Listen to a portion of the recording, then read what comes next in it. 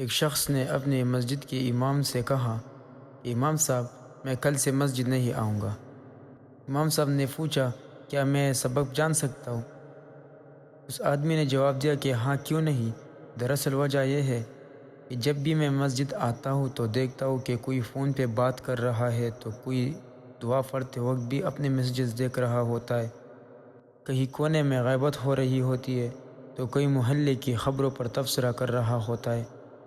امام صاحب نے وجہ سننے کے بعد کہا اگر ہو سکے تو مسجد نہ آنے کا اپنا آخری فیصلہ کرنے سے پہلے ایک عمل ضرور کر لیجئے۔ اس آدمی نے کہا کہ ہاں بالکل میں تیار ہوں۔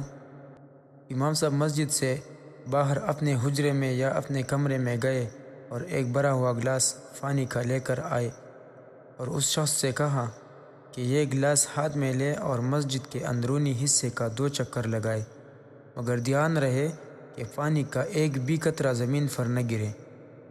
اس شخص نے خوشی خوشی کہا کہ بھلا اس میں کون سی بڑی بات ہے، یہ تو میں انجام دے سکتا ہوں۔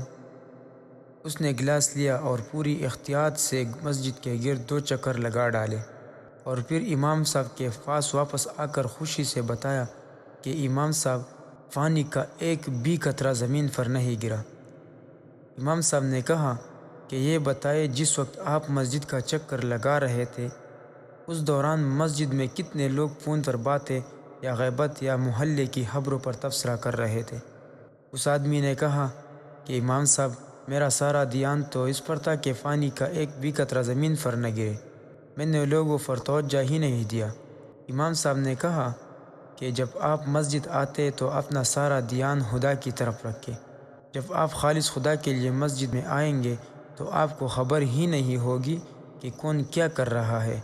یہی وجہ ہے کہ قرآن کہتا ہے کہ رسول اللہ صلی اللہ علیہ وآلہ وسلم کی پیروی کرو، یہ نہیں کہا کہ مسلمانوں پر نظر رکھو کہ کون کیا کر رہا ہے۔